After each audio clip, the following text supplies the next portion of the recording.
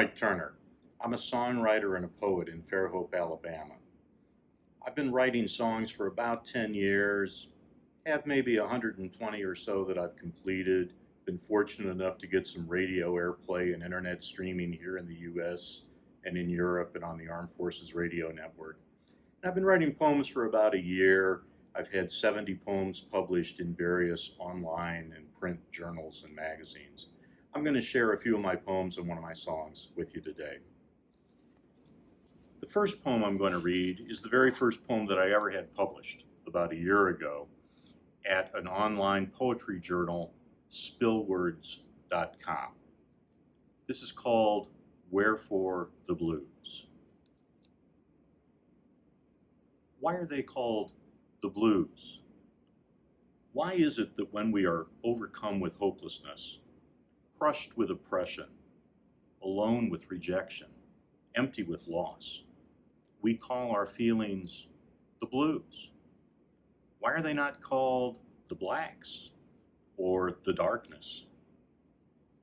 Is it perhaps because even at those darkest of times, when we feel we cannot go on, when we see no reason to continue, when we believe love and life and hope are extinguished, we can yet perceive the faintest glimmer of light, like a star cresting the far horizon in the dead of night, shading the blackness of desperation to a deep indigo, serving to light our way forward out of the depths of depression. And is it not that tiny flicker of hope leading us out of despair back to the land of the living, the blues? This next poem was published in an online journal, the Academy of the Heart and Mind, as a part of their Spring Poetry 2020 contest, and I'm pleased to say I was awarded first place for this poem, A Flash of Blue. A flash of blue, just a hint, in my peripheral vision as I gaze across my yard. What have I seen, if anything at all? Cobalt sky laced with white clouds? No, 'twas more ephemeral. Indigo cat's paws dappled with golden sunlight on the surface of the backyard pool? Nay, 'twas more elusive. There, again, to the left, as I glance right, just a flutter in half an instant. Then, atop weathered gray fence, playfully greeting me, sits the blue jay, returned from his winter travels, reclaiming his springtime perch, and it is our yard once more. As a songwriter, I write in a number of musical genres, but I tend toward folk and the blues. I'm particularly taken with writing songs about life here along the Gulf Coast. History, legends, social issues, things about what the experience is like to live here on Mobile Bay. This particular song I wrote in 2015 after the Dauphin Island race tragedy. The Dauphin Island race is the largest point-to-point sailboat race in the United States. And in 2015, a huge storm came in from the west in the middle of the race. 3 boats were sunk, dozens damaged, 6 people tragically killed. Now, I've been a sailor my entire life, and I was supposed to be sailing that day on a friend's boat, but I wasn't able to go. It turns out that his boat is one of the ones that sank. Thankfully, he and his crew were rescued. But having been a sailor, having experienced sailing in the Dauphin Island race in the past, knowing so many of the people that were involved that day, I wrote this song to remember this tragedy, the people that were killed, and all of the people that were involved in rescue and recovery operations. This is called On Mobile Bay.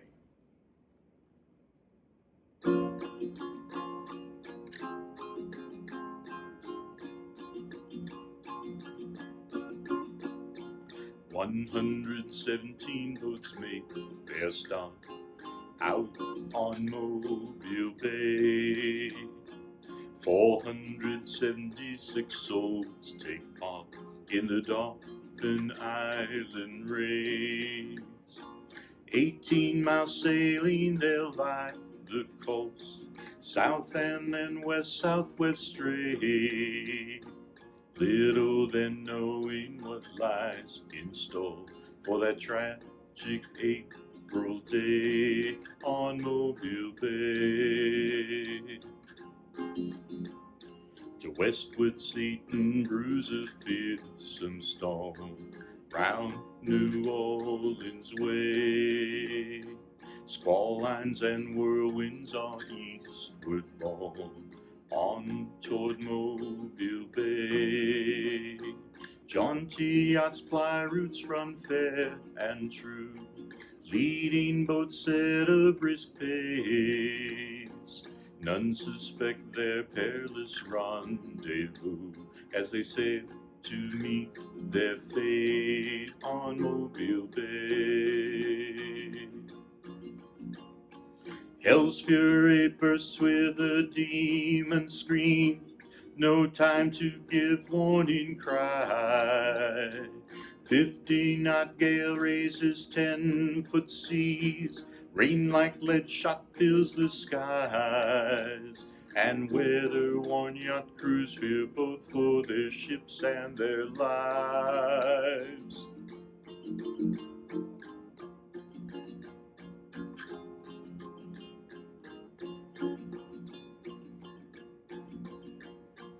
Wind and wave pummel the struggling fleet, 3 broken vessels sink down. Good men and women pray for relief, curses mixed with sacred vows, and 6 hardy sailors are washed overboard and drowned.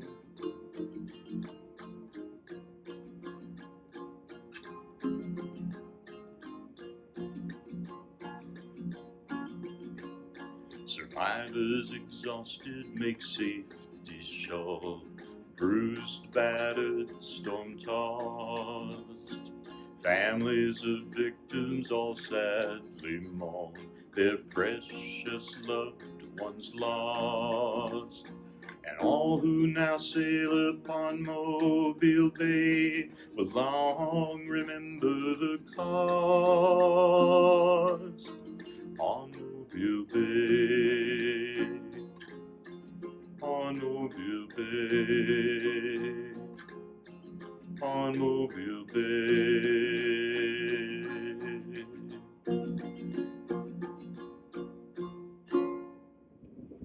I like to use song and poetry to actually try to say meaningful things, observations about life, looking at what's happening in the world around us and commenting on it, trying to motivate and inspire people to come together and make a better world.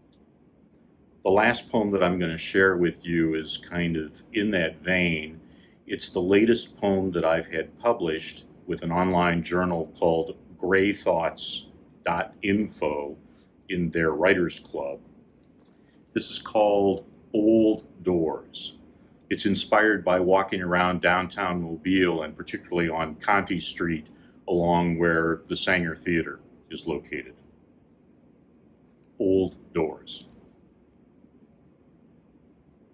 On the side wall of my local theater is the outline of a doorway, now bricked closed, but which in its day stood open to people of color.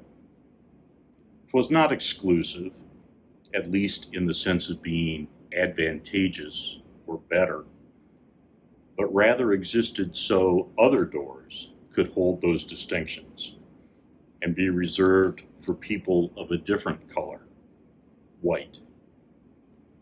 This former portal exists as a reminder of a time when people were rooted, shunted, excluded because of the color of their skin. The specters of this treatment are all around us. Vintage photographs of a popular local swimming club, which upon close examination show us that only white people were present. Restaurants where signs saying whites only once hung. Creaky old movie houses with balconies where only people of color were seated, denied the main floor. Today, these overt signs, symbols, doorways are gone. Yet, more than their memory lingers. For today we see their remnants roiling just beneath the surface of our society, where irrational fear, bigotry, and hatred still live, becoming manifest in the latest racial incident. A woman told to go back to your own country because her skin is brown. A worldwide virus derided as being Chinese, as if Asian origins were abhorrent. A black man murdered by police on our evening television screens. Violence erupting from frustration and anger. The mutual paths we have followed as a nation have brought us to a gateway, a time of national reckoning, redress, renewal, and, if by our forthcoming actions we are worthy, redemption. Of a recognition that the color of a person's skin has nothing to do with the content of their character or the size of their heart. Yet it also needs be a time in which we recognize that skin color does still matter in this country, that there is still unjust separate treatment given upon its basis, wherein people of color are subjected to discrimination, denial, denigration, violence, death, while people of a different, a lack of color, are spared such treatment, protected from it, all on the basis of simple pigmentation, which has no relation to the souls we actually are. These goals we must now dedicate ourselves to, removing the still very active separations that exist in our society based upon the color of one's skin, as well as any other differentiation from the norm, be it color, origin, religion, sexual identity, for all of these things collectively are the true norm. Ensuring that color does not serve as the basis of disparate treatment. Applying our ideals of freedom, opportunity, and justice to all. Recognizing that skin color will not divide us, but unites us in a rich diversity of cultural heritage, which we all share and celebrate in the community of humanity. It's said that when one door closes, another opens. And as with the old bricked-in door at my local theater, may we forever close the old door of bigotry, racism, hatred, violence, fear, and with a commitment to equality and justice, may we walk through the new door open before us, hand in hand, together.